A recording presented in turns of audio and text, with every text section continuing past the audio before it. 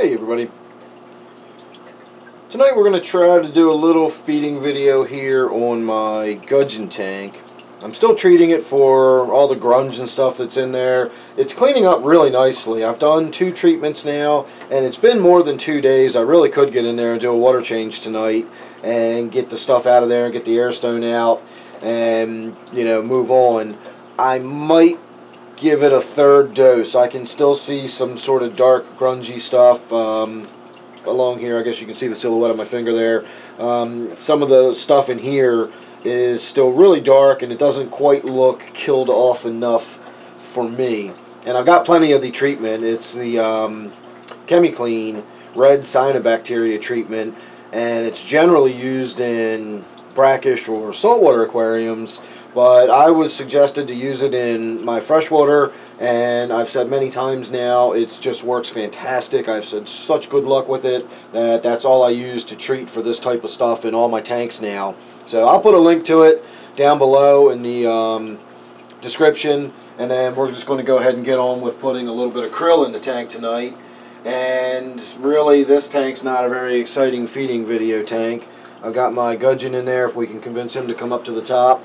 And then everybody else is a reclusive fish that hides and we won't even see it in this video. I already threw some algae wafers in there for those fish, so they've already been taken care of. And then if we can get the gudgeon to come up to the surface here rather than me just throw the food in and forget about it, we'll see if we can get him to gobble it up. I normally feed him flake food, believe it or not. I don't crumble it or break it up. I've got the round crisps, and I just sort of put them on the surface so they're floating discs.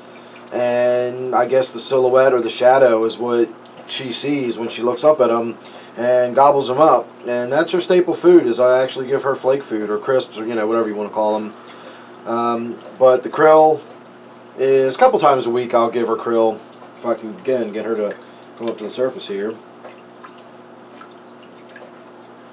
I'm normally not talking and I'm normally not standing off to the side like this, and it's usually about an hour later than now, so I don't know if she just doesn't think it's dinner time or what.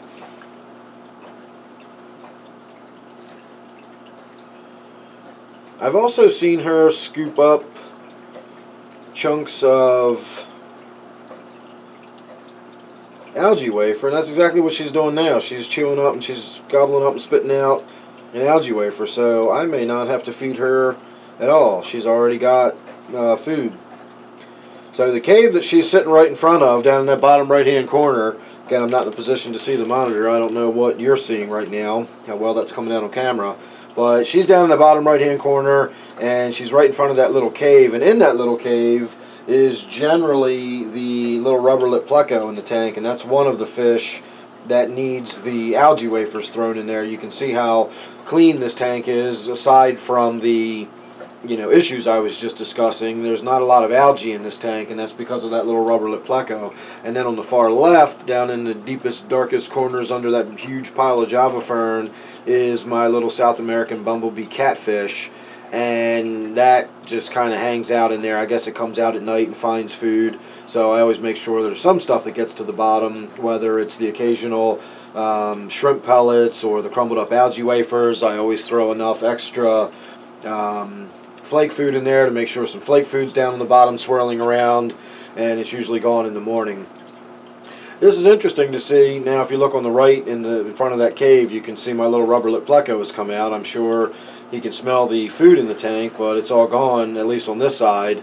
There are still several little chunks. Well, there's a little chunk, he just found one. But off to the left of the tank, there's still several little broken pieces of algae wafer. So as fat as the belly is on my gudgeon there, I'm going to say the gudgeon was actually in there munching on the algae wafers while I was feeding the rest of the room. I broke some algae wafers up into the tank and went around and did all that first, and then I came back and got the camera set up to do this video. So he must have been in there, or she must have been in there gobbling away on that while I was doing other stuff. So there you go. I told you this wasn't a very exciting video. You know, this tank's just not a lot to look at. The gudgeon, when you do see it, it just sort of hangs out and doesn't do a lot. It's not the most exciting of all fish, but it is a very interesting fish, and it's a very attractive fish. when you can see it up close. So we're going to see one more moment here, see if it goes down to the bottom and scoops up some more algae wafers. Definitely checking them out. Now you can see her profile. Look how fat her belly is. So she's definitely been in there munching on something. I never realized that she ate those algae wafers like that. That's interesting.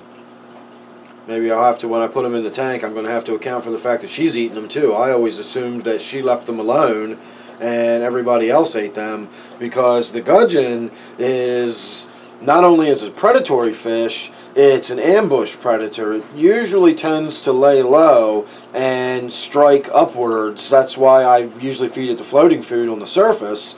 That's kind of the way it feeds. To see it going down to the bottom, there goes my little rubber lip right there in the center of the tank, has finally made its way over and is getting a few little nibbles of algae wafer. Let me see if I can move the light forward a little bit without scaring everybody. Light the tank up a little better. So now the rubber lip is back in its cave.